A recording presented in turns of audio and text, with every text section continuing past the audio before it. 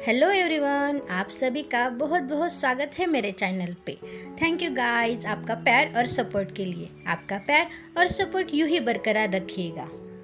Guys, अगर अपने channel को सब्सक्राइब नहीं किया है तो गाइस प्लीज़ सब्सक्राइब कर देना। गाइस, आज मैं मैरिड टू यू का नेक्स्ट पार्ट लेकर आई हूँ। अगर आपने इसके पहले वाले पार्ट्स नहीं देखे हैं तो मैंने डिस्क्रिप्शन बॉक्स में लिंक दे दी है, आप वहाँ से भी देख सकते हैं। लास्ट पार्ट में हमने देखा कि जैन प्रेग्नेंट होने की बात सुनकर सभी फैमिली बहुत खुश हो जाती है। ईबो जैन का बहुत ख्याल रखता था। जैन को जो भी चाहिए वह उसे लाके देता था। हमने ये भी देखा कि कैसे जैन के प्रेगनेंसी हार्मोन और उसकी नए नए आदतों ने ईबो को कैसे परेशान किया। चलो इसके आगे क्या होता है हम देखते हैं। आई होप आपको ये स्टोरी अच्छी लगेगी। अब जैन को प्रेग्नेंट हुए 8 महीने हो चुके हैं। उसका पेट अब बड़ा हो गया है। उसे खड़े रहने के बाद अपने सूजे हुए पैरों की उंगलियां भी नहीं दिखाई देती। ईबो उसके पैरों पे हर रोज मसाज करता है। आजकल जैन को थोड़ी ही देर चलने के बाद बहुत थकान महसूस होती है। ईबो हमेशा जैन का बहुत ख्याल रखता है। उनकी फैमिली भी उनको मिलने के लिए हर 2 दिनों के बाद आते हैं। ईबो हमेशा जैन के साथ ही रहता है, उसे कभी भी अकेला नहीं छोड़ता। आज वे दोनों हॉस्पिटल जाने के लिए रेडी हो रहे हैं। वे दोनों रेडी होके निकलने ही वाले थे कि ईबो को कॉल आ जाता है। ईबो देखता है कि कॉल उसके पीए का है। ईबो ने जैन को सोफे पर बैठने के लिए हेल्प की और उसके बाजू में बैठकर कॉल उठाई। Phone conversation.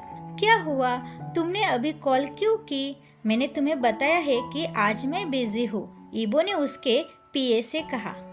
सर, मुझे पता है कि आज आप बिजी हैं, लेकिन ये बहुत ही इम्पोर्टेंट मीटिंग है। लंदन वाले कस्टमर आए हैं, उन्हें कुछ इन्वेस्ट करना है, वह आपके लिए पूछ रहे थे, पीए ने कहा। मीटिंग कब होने वाली है? ईबो ने पूछा। सर, 1 घंटे के बाद मीटिंग है, पीए ने कहा। मीटिंग शाम को नहीं हो सकती क्या? ईबो ने पूछा। नहीं सर, उन्हें दोपहर को फ्लाइट भी लेनी है, पीए ने कहा। ठीक है, मैं वहाँ आऊँगा, ईबो ने अपने पीए से कहा।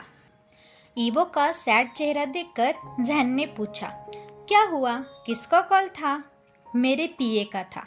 आज अर्जेंट मीटिंग है, लंदन वाले कस्टमर आए हैं।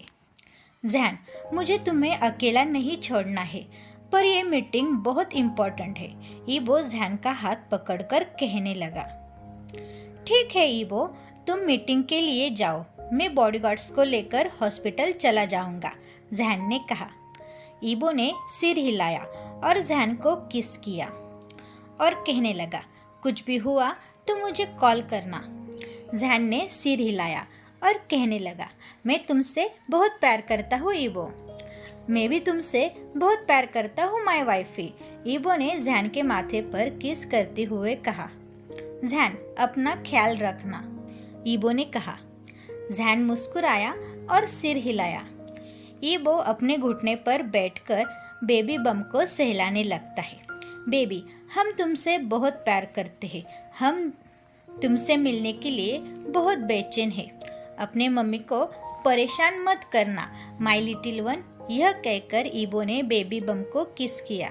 ईबो उठने के बाद और जाने से पहले फिर एक बार जैन के लिप्स को किस किया और कहा, अपना और बेबी का ख्याल रखना। यह कहकर वो ऑफिस जाने के लिए निकला। थोड़ी देर बाद जैन भी अपने बॉडीगार्ड्स को लेकर हॉस्पिटल जाने के लिए निकला। जैन के कार के आगे और पीछे बॉडीगार्ड्स की कार थी। 30 मिनट में जैन हॉस्पिटल पहुंच जाता है। जैन हॉस्पिटल के अंदर जाने लगता है और सभी बॉडीगार्ड्स उसका पीछा करके अंदर जाने लगते हैं। जैन ने सभी बॉडीगार्ड्स की तरफ देखा और मुस्कुराया। तुम सब हॉस्पिटल के बाहर ही रुको, जैन ने सभी बॉडीगार्ड्स को कहा।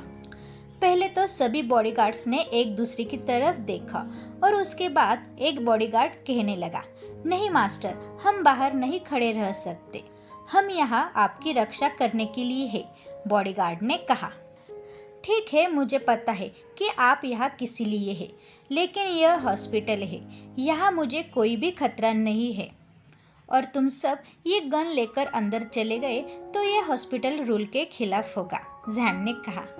पर मास्टर, वो बॉडीगार्ड कुछ कहने ही वाला था कि जैन ने उसकी बात काट दी।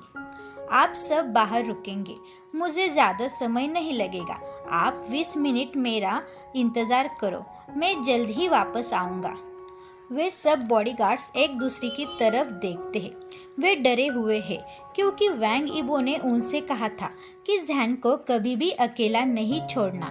जैन ने उनकी तरफ देखा और कहा, ठीक है, मेरे पति से डरने की कोई ज़रूरत नहीं है, मैं उससे कह दूंगा।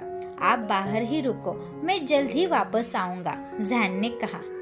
जैन हॉस्पिटल के अंदर जाने लगा। वह लिफ्ट लेकर 3rd फ्लोर पर गया।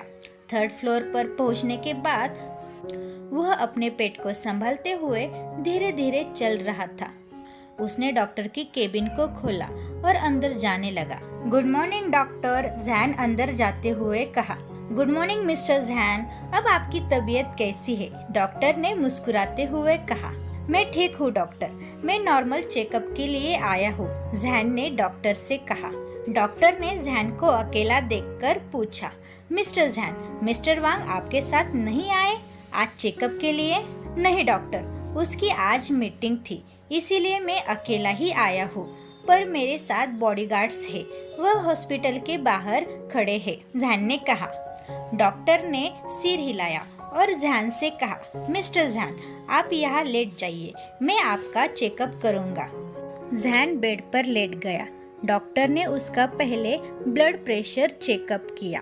उसके बाद डॉक्टर जैन का अल्ट्रासाउंड करके बेबी को चेक कर रहा था। अपने बेबी के हार्ट बीट साउंड सुनकर जैन मुस्कुरा रहा था। मिस्टर जैन, आपका बेबी हेल्दी है और आप दोनों के रिपोर्ट्स भी नॉर्मल है, डॉक्टर ने कहा। जैन अपने मेडिकल के रिपोर्ट्स और अल्ट्रासाउंड की फ़ोटो लेकर केबिन के बाहर गया। बेबी, तुम अच्छा कर रहे हो, अब मैं तुम्हें मिलने के लिए बहुत एक्साइटेड हूँ माय बेबी। मैं और तुम्हारे पापा तुमसे बहुत प्यार करते हैं, जैन ने बेबी बम को सहलाते हुए कहने लगा। जैन लिफ्ट की ओर जा रहा था। कुछ ही देर में वह लिफ्ट के सामने आ गया और लिफ्ट का बटन प्रेस किया।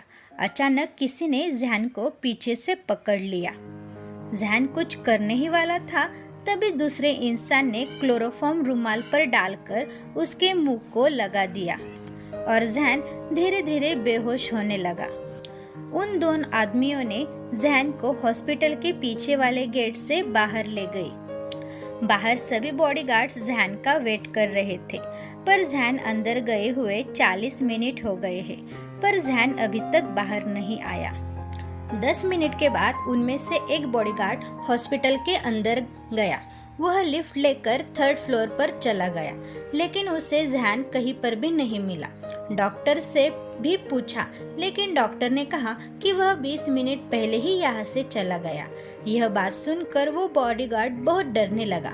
उसने बाहर खड़े हुए बॉडीगार्ड्स को कॉल किया और उसे सब कुछ बताया।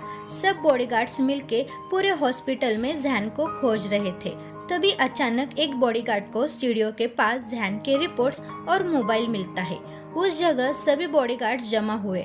वे सभी बहुत डरे हुए थे। तभी एक बॉडीगार्ड हिम्मत जुटाकर ईबो को कॉल किया। वैंग ईबो के ऑफिस में मीटिंग चल रही थी।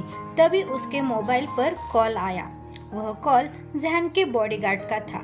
ईबो ने अपना मोबाइल लेकर कॉल उठाया। क्या हुआ? वैंग ईबो ने बॉडीगार्ड से पूछा। बॉस, यंग मास्टर हॉस्पिटल में कहीं भी नहीं है। हमने उनको बहुत ढूंढने की कोशिश की, पर वो हमें कहीं भी नहीं मिले। उनके रिपोर्ट्स और मोबाइल फर्श पर पड़े हुए मिले, उस बॉडीगार्ड ने कहा। इस बात को सुनकर ईबो पत्थर बन गया। उसने अपनी पलकें भी नहीं झपकाई।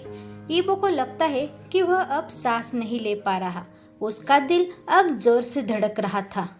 तो गाइज, आपको आज का पार्ट कैसा लगा? Thank you very much guys मेरी वीडियो देखने के लिए। आई होप आपको मेरी वीडियो अच्छी लगी। गाइज प्लीज़ मेरे चैनल को सब्सक्राइब कर देना, मेरी वीडियो को लाइक करो और कमेंट में ये ज़रूर बताना कि आपको आज का पार्ट कैसा लगा। Thank you guys.